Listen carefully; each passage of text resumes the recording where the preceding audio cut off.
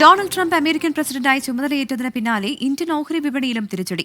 സെൻസെക്സിൽ 1620 പോയിന്റിന് നഷ്ടം. നിക്ഷേപകർക്ക് 7 ലക്ഷം കോടിയിലേറെ രൂപയുടെ നഷ്ടമാണ് ഉണ്ടായത്. ലോകാരോഗ്യ സംഘടനയിൽ നിന്നും പാരീസ് ഉടമ്പടിയിൽ നിന്നും പിന്മാറാനുള്ള തീരുമാനത്തിൽ ട്രംപ് ഒപ്പുവെച്ചു. കോവിഡ് ദുരന്തം ഫലപ്രദമായി കൈകാര്യം ചെയ്യുന്നതിൽ പരാജയപ്പെട്ടെന്നാരോപിച്ചാണ് അധികാരമേറി മണിക്കൂറുകൾക്കുള്ളിൽ ട്രംപ് ലോകാരോഗ്യ സംഘടനയിൽ നിന്ന് അമേരിക്ക പിന്മാറുന്ന ഉത്തരവിൽ ഒപ്പുവെച്ചത്. അമേരിക്കയുടെയും ലോകത്തിന്റെയും തന്നെ ചരിത്രത്തിൽ നിർണായകമാവാനിടയുള്ള ഉത്തരവാണ് ലോകാരോഗ്യ സംഘടനയിൽ നിന്ന് യുഎസിന്റെ പിന്മാറ്റം.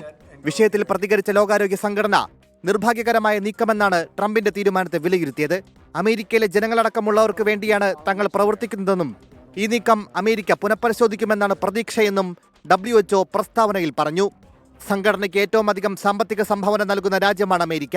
കാലാവസ്ഥാ വ്യതിയാനത്തിനെതിരെയുള്ള പാരീസ് ഉടമ്പടിയിൽ നിന്ന് പിന്മാറാനുള്ള ഉത്തരവിലും ട്രംപ് ഒപ്പുവെച്ചു. ഉടമ്പടിയിൽ നിന്ന് പിന്മാറുന്നതോടെ $1 ട്രില്യൺ ലാഭം രാജ്യത്തിനുണ്ടാകുമെന്നും ട്രംപ് അവകാശപ്പെട്ടു. മെക്സിക്കോയ്ക്കും കാനഡയ്ക്കും ഇറക്കുമതി തീരുവ ചുമത്തുമെന്ന പ്രഖ്യാപനം നിക്ഷേപകരിൽ അനിശ്ചിതത്വമുണ്ടാക്കി. ഇതാണ് വിപണികൾക്ക് തിരിച്ചടിയായത്. International desk 24.